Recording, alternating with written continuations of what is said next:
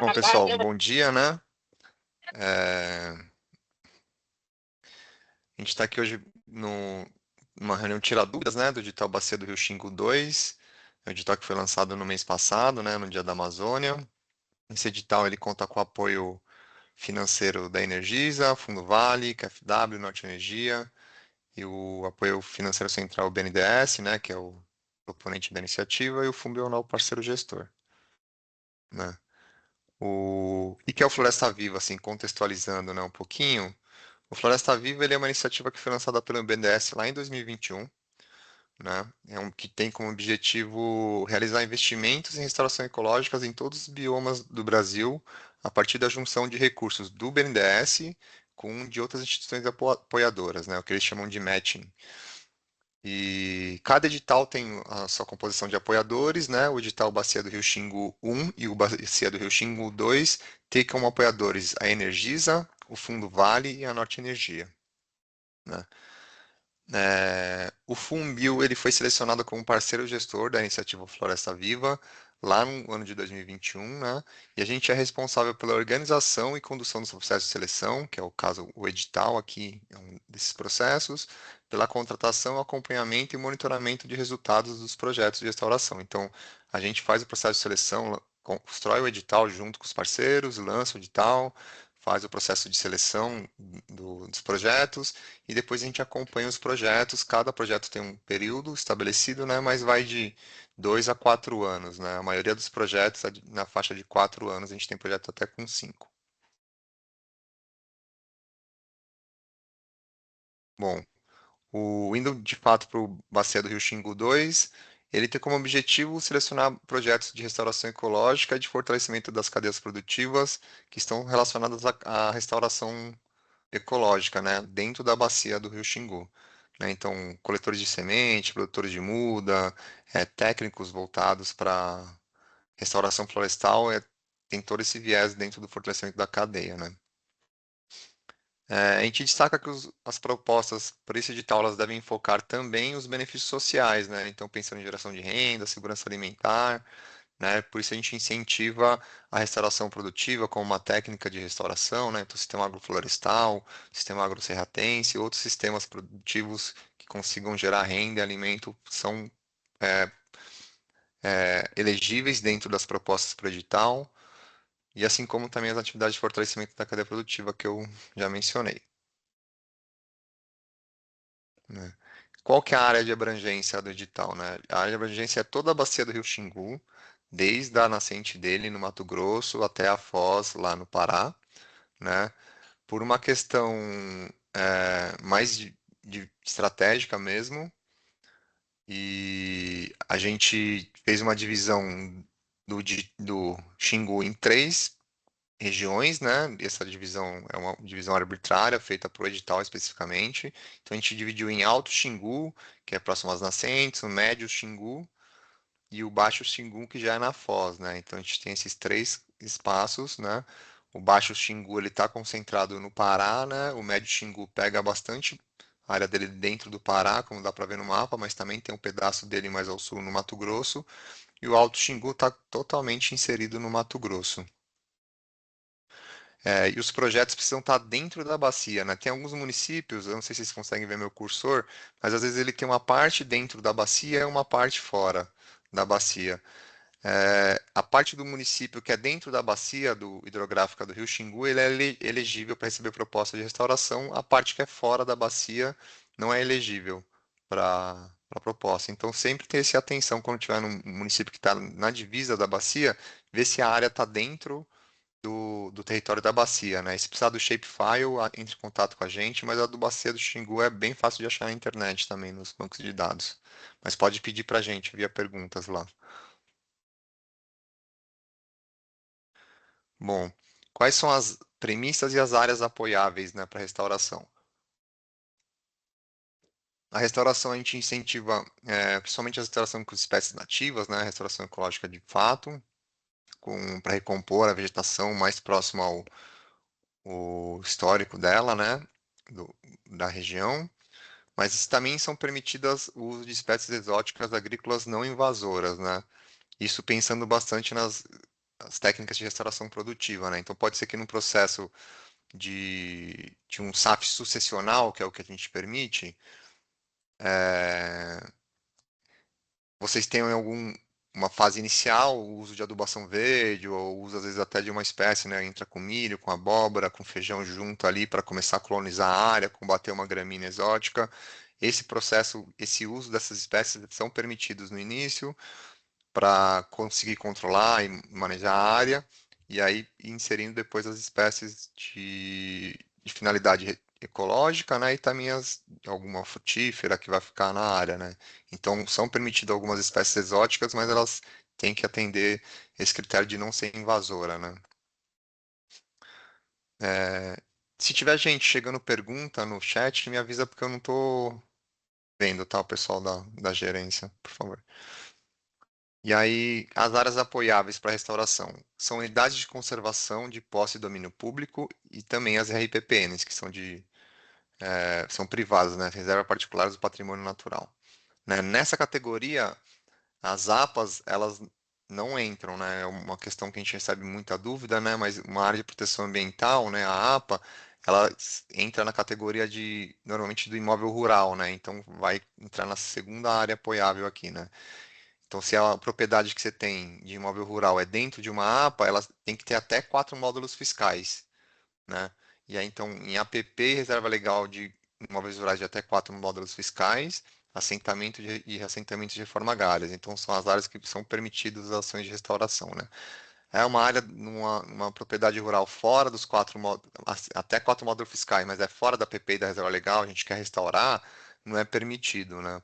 Porque a ideia é da gente ter permanência e a gente consegue ter permanência se estiver numa área que está delimitada dentro do CAR lá como uma APP. Território quilombola e de outros povos e comunidades tradicionais também são apoiáveis, né? E aí pode ser dentro ou fora de APP reserva legal, acho que nem tem delimitação de reserva legal. E terras indígenas, considerando apenas áreas que já estão demarcadas e homologadas pelo Estado brasileiro, com os limites reconhecidos pela FUNAI, né? Isso também para a gente evitar qualquer conflito de terra, investir um retorno, né? Investir na área, né? Um projeto de restauração e posteriormente a terra não ser demarcada e acabar perdendo o esforço de restauração. Então a gente tem que ter esses cuidados também, né? Então, por exemplo, um caso para a RPPN, ela precisa estar já reconhecida também pelos órgãos, seja o estadual ou federal, que é o ICMBio, então precisa ter essa atenção. E aí, propostas que são em unidade de conservação ou em terras indígenas, elas têm que apresentar as cartas de anuência do órgão gestor e das comunidades e dos povos envolvidos, né? Então, já de começo, vocês precisam apresentar essa carta de anuência, né? Que vocês estão propondo área para uma unidade de conservação, para um território indígena, e aí precisa ser já anuído, né? Pelas populações, principalmente, e também pelos órgãos gestores.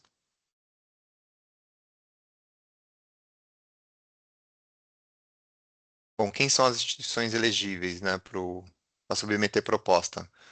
Né? São instituições sem fins lucrativos, né? E aí nas suas diferentes formações, né? Tipo associações civis, fundações privadas, né? Como instituto, fundação, um movimento, uma ONG, né? Essas instituições sem fins lucrativos são apoiáveis dentro do edital e também cooperativas, né? Sejam elas singulares ou centrais, ou federações, confederações, elas também são apoiáveis dentro das restrições do edital, né? Aí precisa estar legalmente constituída há pelo menos 2 anos, então o registro do CNPJ precisa estar há 2 anos estabelecido, né? Pode ser, às vezes, a instituição às vezes até tem estatuto ou há mais tempo, mas se ela não está regularizada há 2 anos, ela não é elegível. E a gente pede, assim, como uma experiência com projetos de restauração na região é uma característica desejável, não é uma obrigatoriedade, né? Mas para esse edital, então, se tem experiência é positivo, se não tiver, não é um problema, né? E aí destacando 2 pontos, né? Cada proposta ela tem que ter uma única instituição proponente, né? Então o Funbil, ele, quando for firmar o contrato, ele vai firmar com uma única instituição, então não dá para ser um arranjo, né? Um consórcio de instituições, precisa ter uma proponente.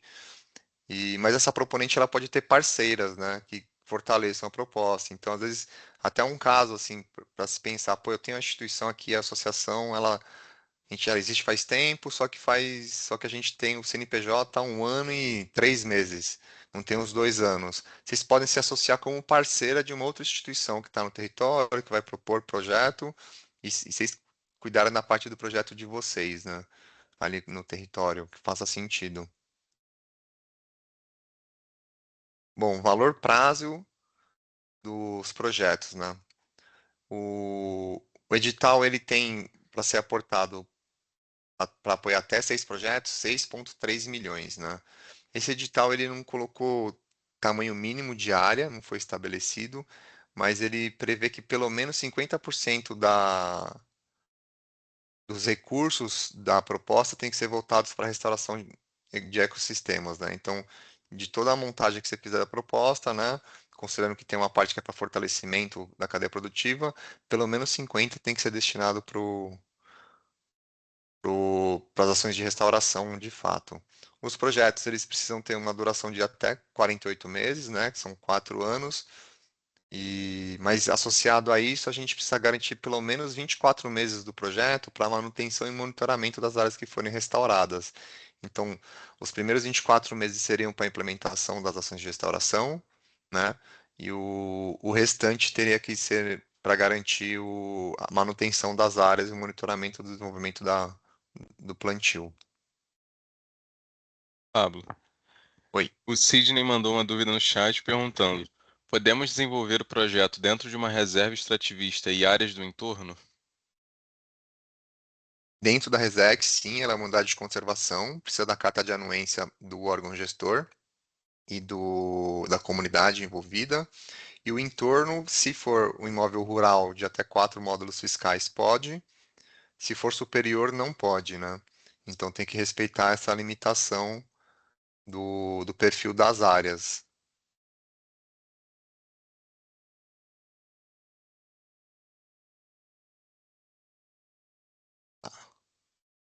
Qualquer dúvida pode perguntar de novo. É Sidney, né, que fez a pergunta? Se não esclareceu, pode trazer de volta. Foi isso Bom, mesmo. tá. Aí a gente traz algumas orientações para quando vocês forem elaborar as propostas, né? Mas que já estão discriminadas no edital, mas pontuar aqui, né, para ficar mais claro. É, quando for montar uma proposta, informar os critérios para a seleção das áreas. Então, por que que vocês estão escolhendo aquela área, né? E aí vocês pensam a biodiversidade, a característica de biodiversidade, se tiver pensando um pouco de carbono, né, a área é viável para crédito de carbono, aspectos fundiários é super importante pensar nisso, né, se a terra tem conflito fundiário, se a terra já está legalizada, se a terra já está tudo ok, né, isso é importante essa leitura. Qual que é a viabilidade para restauração? Os acessos logísticos são fáceis de chegar, né? A cadeia da restauração na região é fortalecida, vai ter fornecimento de muda. E qual que é o potencial de conectividade, né? Se tem outros fragmentos de mata próximo que possam conectar com essa área que está sendo restaurada, para poder, às vezes é adjacente, às vezes, né, vai fazer um corredorzinho via APP, para a gente poder ter resiliência também, né, da vegetação que está sendo plantada, chegar novas espécies, dos fragmentos ao redor, ter resiliência como um todo, né? É importante apresentar uma previsão da localização da área a ser restaurada, né? Então, qual o território que vocês pretendem trabalhar? A estimativa de tamanho, isso pensando já no mapeamento, né? E aí a gente pede a apresentação dos shapes files, né? Caso a instituição não tenha a expertise de trabalhar com ArcGIS, com QGIS, pode mandar via Google Earth, né? Assim, pode usar o software da Google lá, que é gratuito e fácil de mexer, fazer esse mapeamento ou apresentar outras formas de mapa, né? Mas a gente precisa de um mapa delimitando onde que está o território, onde que está o tamanho esperado ali, né? E isso é uma previsão, né? A gente entende que muito na elaboração da proposta não dá para ir de fato para campo para fazer um esforço de levantamento das áreas. Então você pode, se já atua no território, já tem articulação com os parceiros, eles podem indicar, vocês apontam alguns polígonos que vocês têm na região de interesse, e aí esse polígono ele pode ser ajustado posteriormente, caso o projeto seja contratado. né? É importante na elaboração da proposta também descrever o histórico dos fatores de degradação. Então, aquela área está degradada faz quanto tempo? Ali a mata foi derrubada, faz 10, 15 anos, faz 2 anos, né? O que está causando a degradação que não deixa a restauração acontecer de novo? Ah, é o pasto que tomou demais. Ah, não, tem entrada de gado, né? Então, já ter esse olhar para saber como propor as metodologias, né? A gente não quer um projeto de restauração pronto agora, mas a gente quer já um olhar do que acontece, né? O pessoal que está no território vai saber ali, então é importante trazer esses aspectos, né? Já pensar na elaboração da proposta, como que vai ser a estratégia para garantir que vão chegar as mudas necessárias, as sementes, né? Para essa cadeia. Então é já dar o olhar para a cadeia da restauração mesmo, né? E, e aí as propostas, né? Isso está dentro lá do anexo C, que é o modelo de apresentação geral do projeto, mas elas precisam apresentar as seguintes etapas, né? Que é o mapeamento diagnóstico, né? Então já prevê que vocês vão para campo fazer esse mapeamento diagnóstico das áreas, ter esse ponto de articulação local e mobilização dos parceiros. Então, no começo, depende da unidade, você vai trabalhar com unidade de conservação, já é legal ter a articulação, mas se você vai trabalhar com proprietário rural, são pequenos polígonos, né? Você vai precisar ir para campo de fato e ter um momento de articulação e mobilização de quem, dos parceiros locais, viveristas, coletores de sementes, todos, né? Um terceiro ponto que é importante ter previsto nas propostas já, o preparo das áreas de implementação das técnicas de restauração e a manutenção e monitoramento também, e as ações de fortalecimento da cadeia produtiva, né, incluindo as ações de capacitação. Eu vi que chegou bastante pergunta aí, né? Não sei se bastante, mas chegou umas perguntas, né, Vinícius, no chat. Isso, o Wesley perguntou se a anuência, né, da área de restauração pode ficar para após a contemplação do contrato.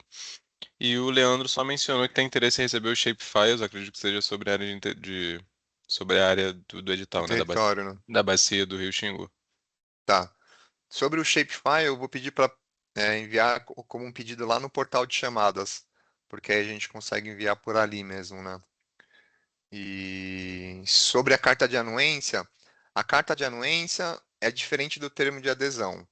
Então, para a unidade de conservação e terra indígena, precisa de carta de anuência, né? É uma regra do edital.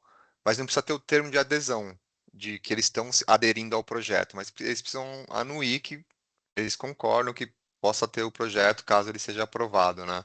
Então, é um documento que precisa, sim, é obrigatória a apresentação.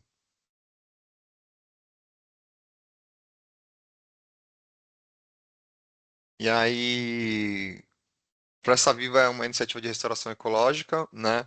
A gente, para fazer a restauração nas áreas, a gente tem a apresentação de um plano de restauração, né? Esse plano não é para ser elaborado do, antes momento da proposta, mas ele precisa ser previsto na proposta que ele vai ser realizado caso o projeto seja contratado, né? Então, para ter essas diretrizes assim específicas para esse momento da proposta, assim, é para vocês estarem atentos, já está prevendo na proposta, né? Os primeiros 6 meses de execução do projeto, a gente tem um processo de apresentação e aprovação do plano de restauração. Então, o projeto foi aprovado, foi contratado, recebeu o primeiro recurso, a equipe vai para campo, mobiliza os parceiros locais, faz o diagnóstico das áreas e elabora um plano de restauração, né? Esse plano é apresentado para o núcleo gestor do edital, que é a instância de governança máxima do edital, que é formada pelos apoiadores, pelo BNDES e pelo Funbil. O núcleo gestor ele aprova ou reprova e pede ajustes para o plano de restauração, mas até nesse trâmite, assim, a gente tem esse tempo de 6 meses até a aprovação final do plano. O plano ajustado, aprovado, a partir daí pode ir para campo fazer a implementação de fato. Então, ter isso na mente. Os primeiros 6 meses não vai ter plantio de muda, né? Não vai ter plantio de semente, não vai ter preparo de área, não vai ter cercamento de área, porque precisa aprovar o plano de restauração que vai ser feito. Mas pode já começar a produzir muda, coletar semente, estruturar viveiro, estruturar as redes de coleta de sementes, né? Isso pode ser feito em paralelo. Voltando para o plano de restauração. O plano de restauração ele precisa ser elaborado por equipe técnica, precisa ter registro de responsabilidade técnica, né? Então precisa às vezes, ter um engenheiro para que seja parceiro, uma contratação pontual, então já prevê essa contratação lá no orçamento do edital, né? E precisa estar envolvendo todos os atores locais, né? Então, por exemplo, o exemplo da Resex lá. O pessoal da Resex vai ter que envolver a gestão da Resex e a população que ocupa, né? A comunidade que usa a Resex vai ter que estar envolvida no plano de restauração, né? Eles são parte também. É, pontos importantes, né? O plano de restauração ele não pode ser implementado, né? Não pode ser elaborado e implementado para as áreas que já têm obrigação legal.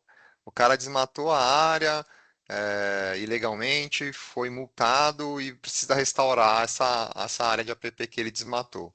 Foi uma obrigação assim judicial, foi judicializado. Ele não pode receber recurso do edital para fazer essa restauração. Ah, não, ele tem uma área de APP lá, sei lá, 20 anos que está desmatada e precisa regularizar no CAR, no PRADA da propriedade dele. Então, essa área pode receber recurso? Pode. Então, não pode receber onde já tem uma obrigação legal vigente, né? Mas no mais pode. E aí também identificar as comunidades e as propriedades afetadas pelo projeto, seja direto ou indiretamente, e definir as diretrizes para restauração das áreas, né, incluindo as técnicas adequadas para restauração de acordo com o diagnóstico realizado. Então, fez o diagnóstico, o que que vai fazer de restauração? Ah, o problema é o gado que entra. Pô, cercar é o primeiro passo, né? E aí ver se tem um potencial de regeneração natural. Então, pode ser que uma coisa seja acompanhe a regeneração natural assistida, pode ser que tenha que ter uma intervenção de plantio total, seja por muda, seja por semeadura direta. Então, a técnica vai sair do diagnóstico feito. E aí, após a aprovação, né, do diagnóstico, então foi isso rapidinho lá, já estava a equipe mobilizada, começou o projeto, a equipe já estava mobilizada, nos primeiros 3 meses teve a aprovação do plano de restauração, ótimo, foi até adiantou, né? Então vai lá, o núcleo gestor aprovou, e aí pode começar a iniciar a implementação da área de fato, né? E aí, pontos importantes, quando for pensar as técnicas, sempre pensar na relação de custo-benefício, né? Por áreas com plantio total é caro, né? Então, usar o plantio total em áreas que realmente faça sentido, né? Tem alguns momentos que dá para usar o nucleação, enriquecimento, aí vai, cada técnica sempre pensa essa relação custo-benefício para tentar ter alternativas de baixo custo, né, para restauração. E o ponto das uso de espécies nativas e exóticas agrícolas não invasoras que a gente já falou anteriormente, né? Para o fortalecimento da cadeia produtiva, né? A gente é, incentiva que sejam feitas as atividades de capacitação dos atores locais e relacionados à cadeia produtiva da restauração. E aí, quem que são considerados os atores da cadeia produtiva da restauração, né? Os produtores rurais, agentes de ATER, coletores de sementes, viveristas, representantes de associações e sindicatos rurais, representantes de organizações não governamentais, as ONGs, né, empresas implementadoras de projetos de restauração, a prefeitura, às vezes pode ser um parceiro envolvido ali com algum técnico deles. Então, são todas as pessoas que estão envolvidas nessa rede, né, da restauração no território. Então, elas podem ser capacitadas, podem ser beneficiadas com as capacitações que o projeto prevê. E aí sempre pensar, né, considerando que as capacitações têm aplicação prática, sempre pensar de envolver as pessoas que forem capacitadas no projeto. Então, poxa, eu vou dar capacitação em coleta de semente. Eu já pense em envolver essa pessoa no projeto como fornecedora de semente. Ah, vamos dar capacitação para os viveristas, ensinar a produzir muda, estruturar pequenos viveiros comunitários. Já pensa em comprar essas mudas também, né? Tentar fortalecer essa cadeia também usando os próprios recursos do projeto. E é permitido, né? Você pode ajudar a estruturar um viveiro e comprar a muda dele, porque isso consegue gerar dinamismo na cadeia, né? Você ser um fornecedor também. Fornecedor não, um comprador.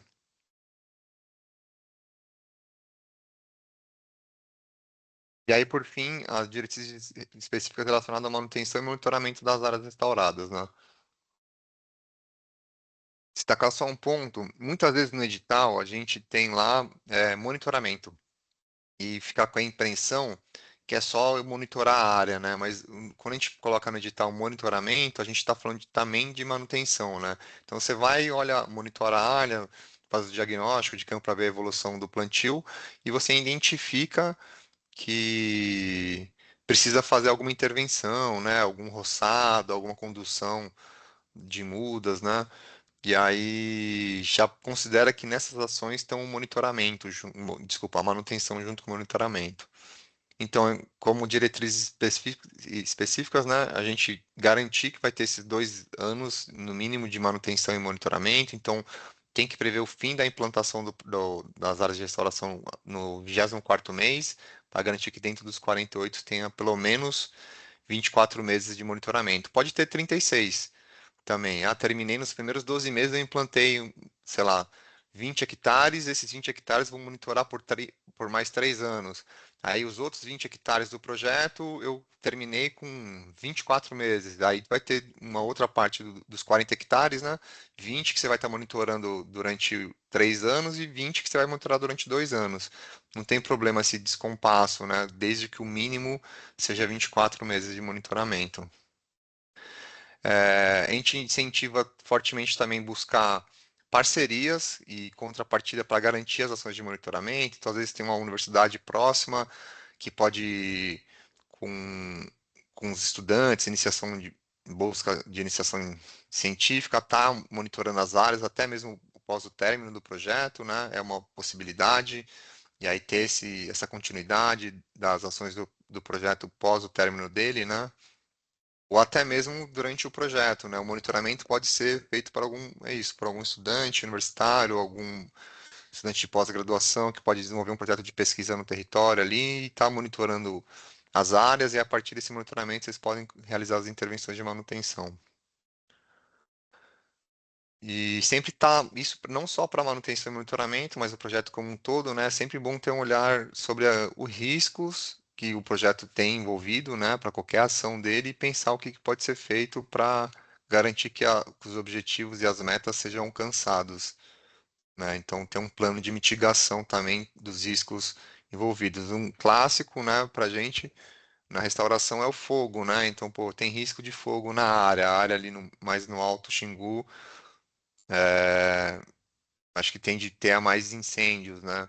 Então, pensar, estou restaurando a área, né? O que que eu posso fazer? Posso fazer acero, então já constrói os aceros na medida de mitigação. Posso fazer irrigação de salvamento na estiagem, já prevê que vai ter essa irrigação de salvamento na estiagem, né? Já ter essas medidas mitigadoras. Isso para tudo.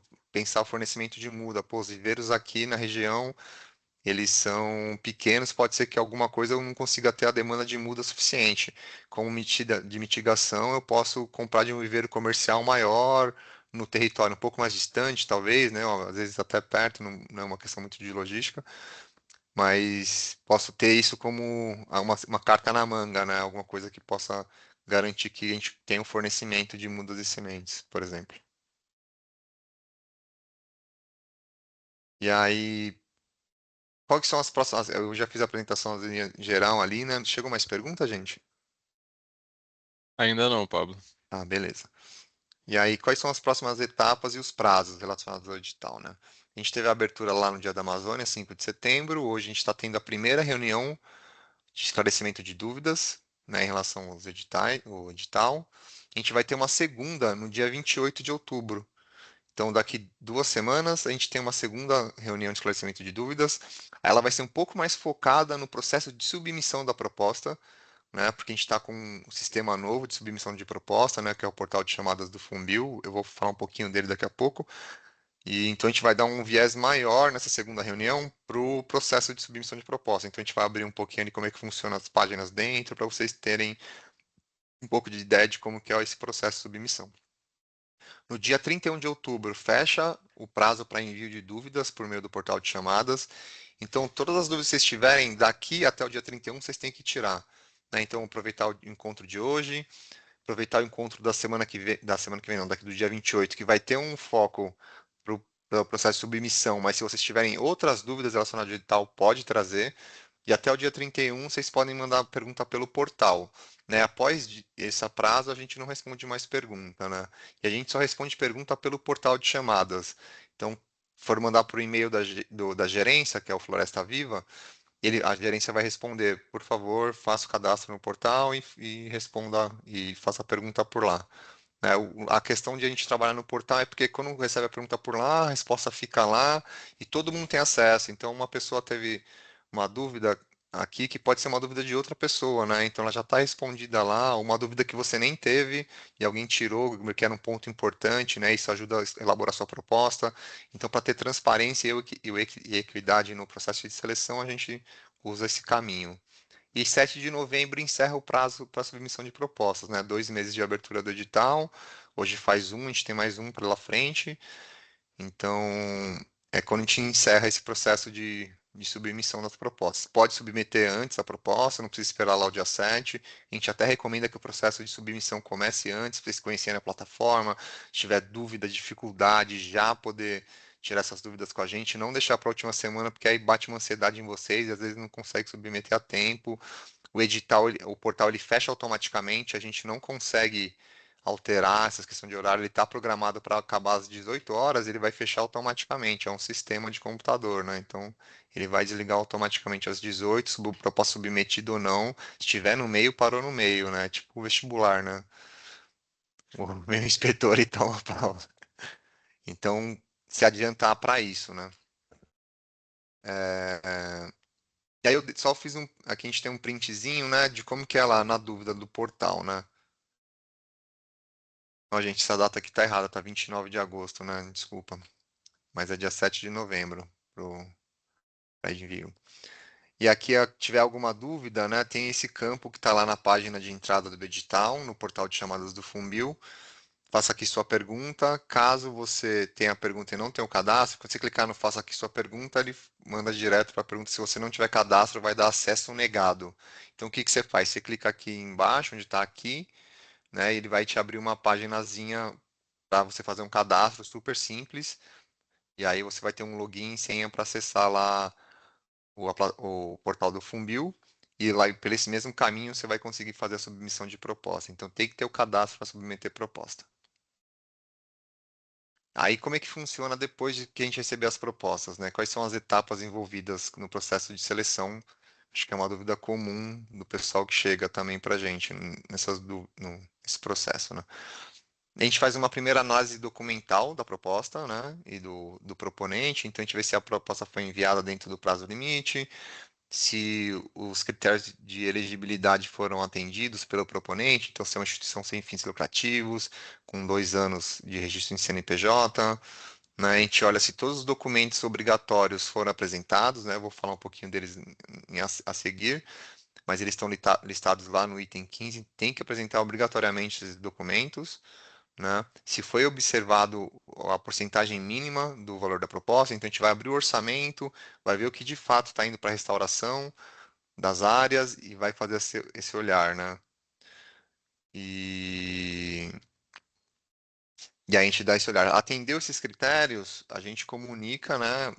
A gente segue, desculpa, comunica não, a gente segue para a segunda etapa de análise técnica, né? Que aí já, depois da documental, a gente vai para análise técnica. Então, atendeu todos esses critérios, seguiu para a segunda etapa. Não atendeu esses critérios, a proposta é desclassificada. E aí a gente manda só quem atendeu os critérios para a segunda etapa de análise técnica.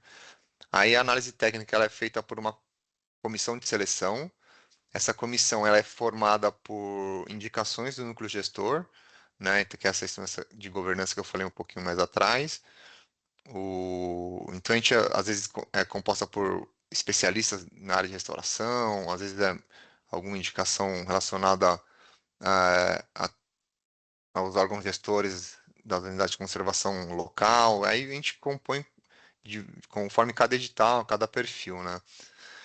E essa comissão faz uma avaliação e pontua as propostas conforme os critérios de seleção que estão no edital, né? O item 24. Então dá uma olhada lá, porque isso ajuda vocês a estruturarem qual que é o olhar do avaliador, né? Vocês atenderem aqueles pontos e ter uma proposta bem avaliada.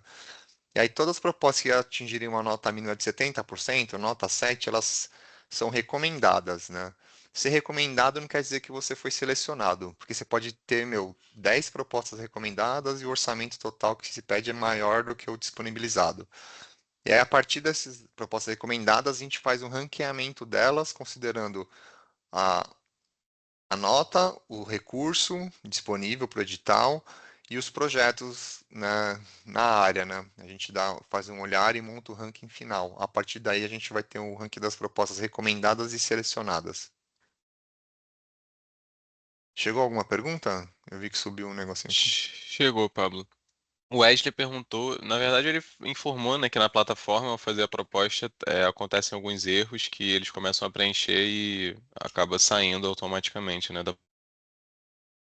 Ah, E o Sidney perguntou se a proposta ela é devolvida para ajustes, né? Mas boa aí pergunta do Sidney. A questão, Ô, Wesley, se puder falar para a gente quando que foi a última vez que vocês tentaram acessar, porque a gente identificou alguns problemas na plataforma essa semana, né? O Vinícius estava nesse olhar e a gente resolveu com o pessoal, né, de back-office da gente, de TI, para resolver esses problemas. Eu não sei se você foi nessa semana também, mas eu peço para vocês darem uma olhada novamente se permanece o problema. Se Foi permanecer o na semana problema, passada. tá, então legal. Dá uma olhada agora de novo se tá, e se for o caso, abre uma nova proposta. Se tiver dando mesmo o problema na proposta que você está trabalhando, abre uma nova proposta. E se ela der problema Pois de é, novo, manda e-mail para gente, do Floresta Viva, lá no foi, gerência, porque. como era semana passada, fui o que eu estava tentando. E no fim apareceu lá umas 5, 6 propostas gravadas. Eu falei, e aí parece que não tem exclusão lá, né? Eu falei, vou ter que achar um jeito de excluir isso aqui para deixar só um aqui. Mas aí a gente consegue dar uma olhada depois. Se acabar Tá? que você não conseguir excluir, a gente vai saber que foi a última enviada lá que está mais robusta. A gente Ah, vai tranquilo. saber identificar. Pode deixar. E a outra pergunta qual que era mesmo, Vinícius? essa proposta ela é devolvida para ajustes antes de submeter, eu Para o acredito. Sidney, né? O Sidney é assim, a proposta, quando ela recebe ajuste, quando ela é recomendada, selecionada e a comissão de seleção, nesse processo de análise técnica, identificou que a proposta pode ter dois tipos de ajustes, né? Um que são as recomendações, que não são obrigatórias de ser atendidas, né? Que são no sentido de melhorar a proposta. O avaliador vai lá e dá uma sugestão, ó, pô, isso aqui fizesse aqui ia ser mais legal. E as outras são condicionantes, né? As condicionantes são obrigatoriamente precisam ser atendidas pelas propostas para que elas possam ser contratadas. Então, a proposta que já passou na primeira análise técnica, a primeira análise, a primeira etapa de análise, que é a documental, passou na segunda etapa, que é a análise técnica, foi recomendada e selecionada, ela muitas vezes recebe pedido de ajuste da comissão de seleção. Nesse momento, a proposta volta para vocês que foram selecionados com esses pedidos de ajustes. Aí vocês dentro da plataforma realizam os ajustes, né? E aí a gente analisa se foi atendido ou não, se precisar de um novo ajuste complementar para chegar no atendimento pleno da condicionante, a gente devolve mais uma vez e aí até ajustar a proposta para ela ficar redondinha.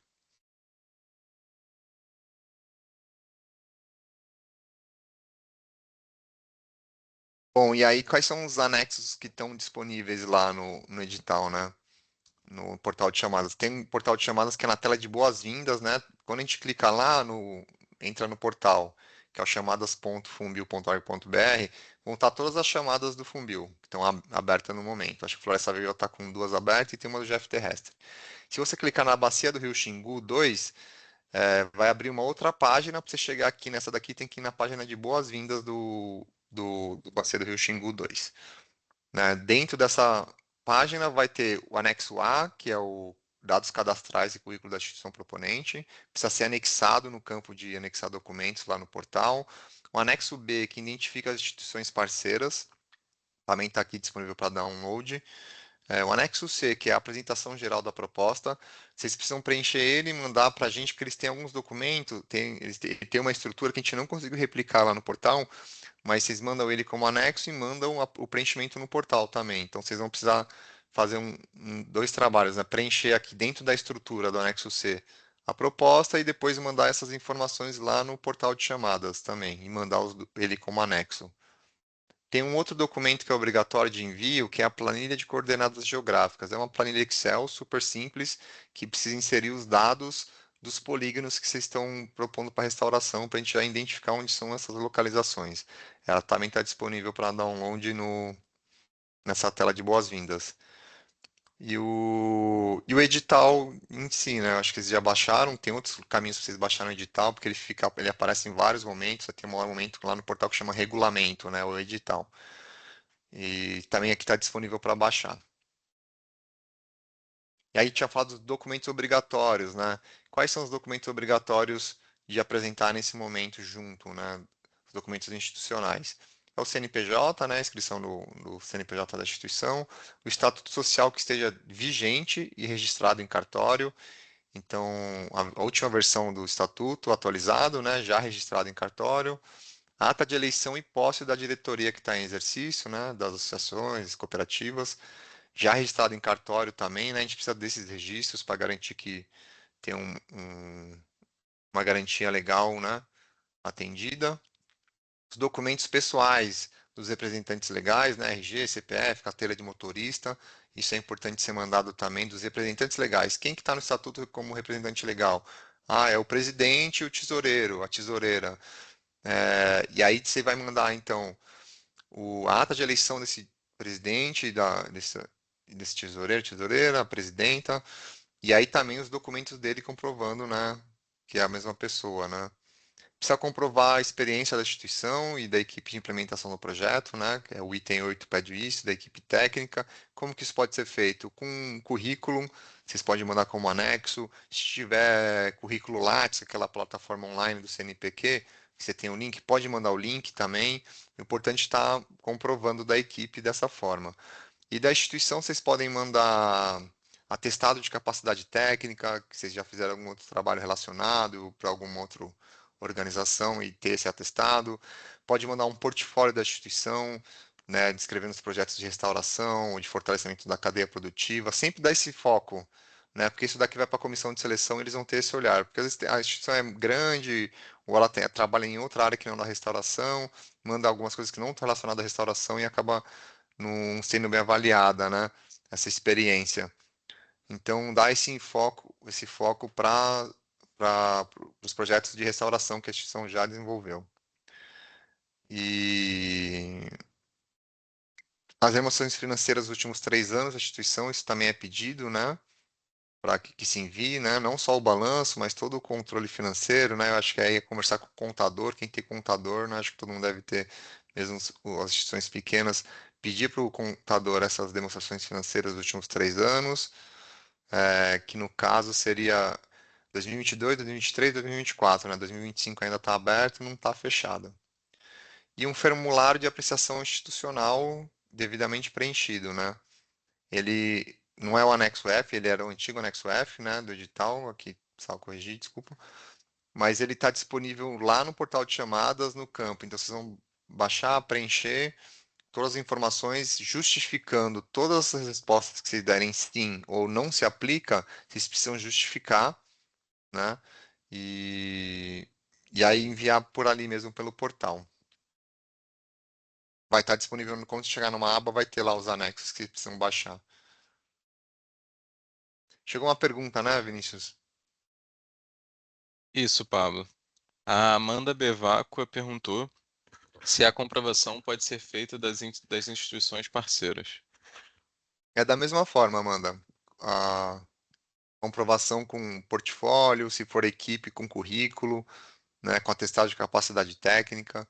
Da mesma forma que comprova para a instituição proponente, comprova para a parceira, né? Ah, a parceira da gente é a Embrapa. Meu, manda um currículozinho da Embrapa ali, né? Ou daquele departamento que vocês estão envolvidos na Embrapa, né? Porque tem instituição que às vezes a parceira é a prefeitura, né?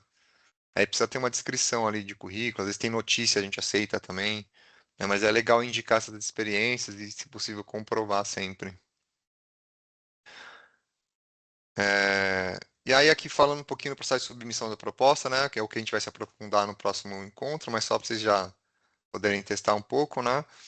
É, o link ele aparece em vários campos, né? Para submeter proposta, né? Lá no portal.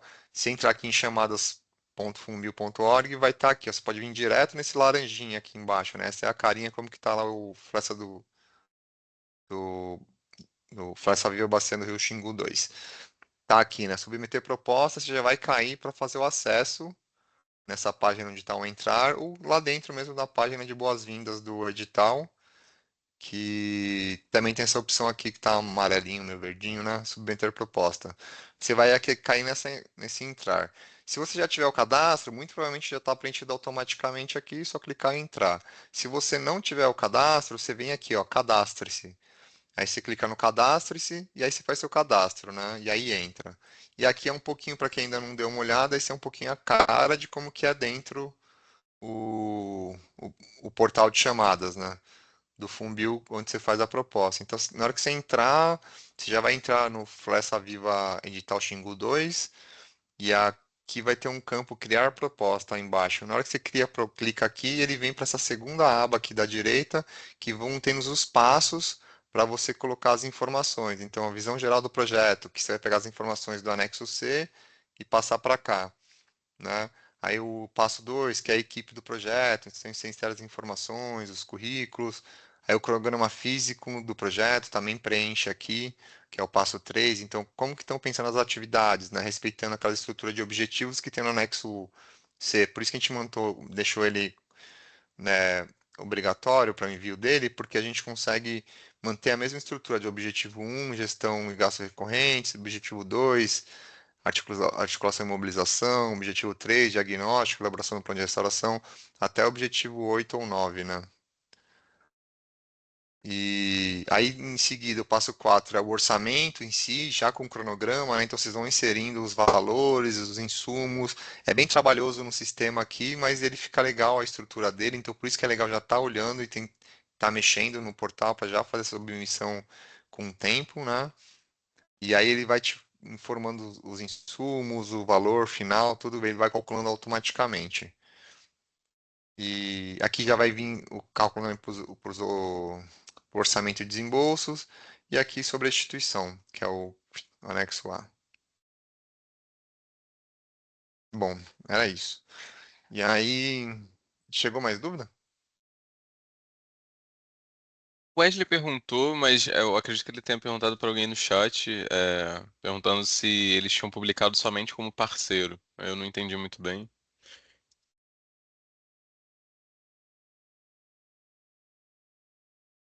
Quer abrir o microfone e falar, Wesley? A, a gente executou um projeto do Funbil em Alto Boa Vista, e Uhum. aí o funcionário público não podia receber dentro do projeto. Eu dei uma lida, eu não sei se tinha em algum lugar, eu não consegui ver sobre isso, né?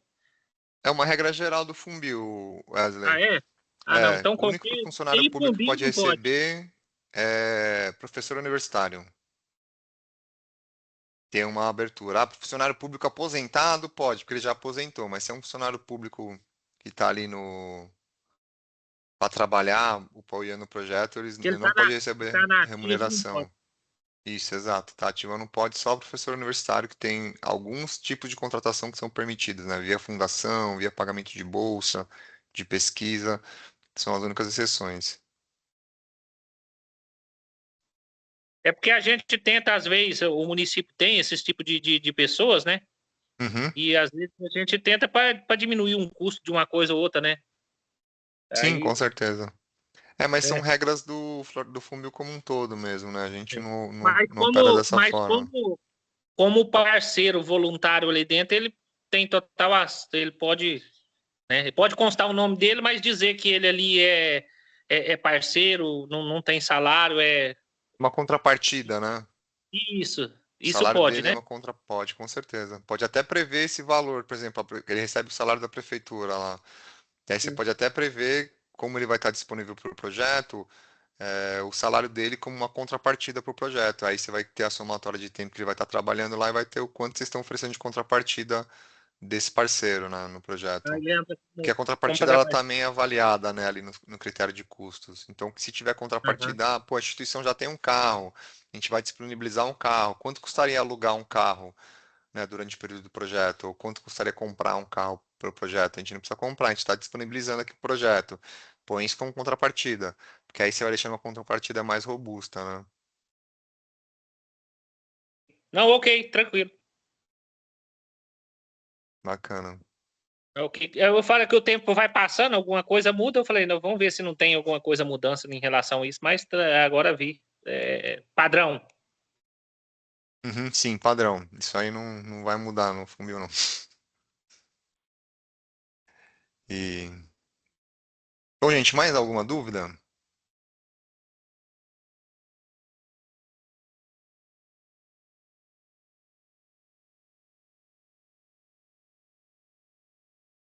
O Sidney mandou mais uma aqui no chat.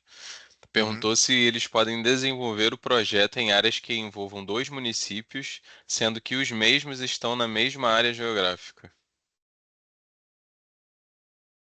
Eu não entendi essa questão da área geográfica, Sidney, mas assim, pode ser em 2 municípios, pode ser em 3. Eles precisam estar dentro da bacia do Rio Xingu. O limite é esse, né?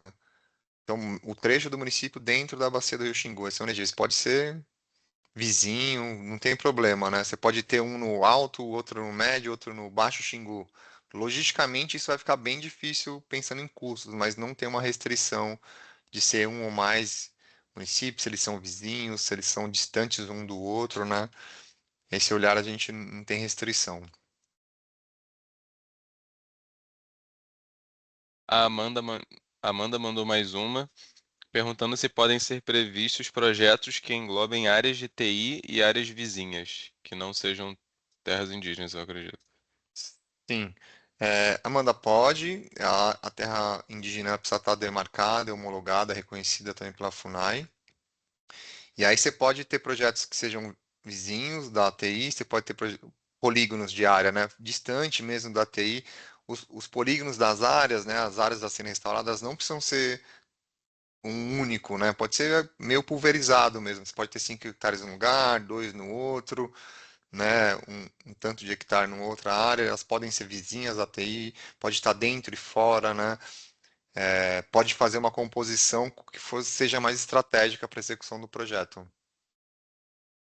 A esse olhar a gente espera de vocês, que vocês estão no território, vocês conhecem os parceiros, conhecem, né, como é que funciona, e a gente espera que venha de vocês esse olhar.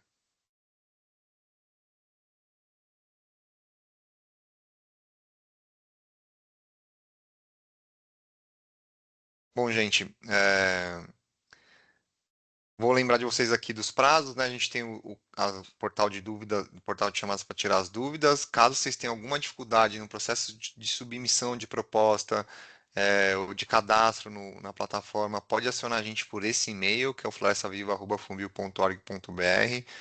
A equipe toda recebe mensagem por aqui, a gente sempre vai ter alguém para responder, algum apoio. Pô, estou submetendo a proposta aqui, está dando erro no sistema, no cérebro, manda mensagem para a gente imediatamente, não espera, né? Tenta resolver isso o quanto antes, para a gente poder estar articulando. Então a gente está disponível por aí e também pelo portal de chamadas. Lembrando que dúvidas só pelo portal. Vou agradecer a participação de todo mundo que esteve aqui hoje, deixar a equipe do Floresta Viva disponível, né, para apoiá-los nesse processo de submissão de proposta. A gente vai ter um novo encontro no dia 28 de outubro, focado nas etapas do processo de submissão, para tirar dúvidas. Então, espero vê-los lá novamente. Vão ter um processo de inscrição novamente, mas a gente deve encaminhar e-mails para vocês que se cadastraram já nessa reunião. E é isso. Obrigado.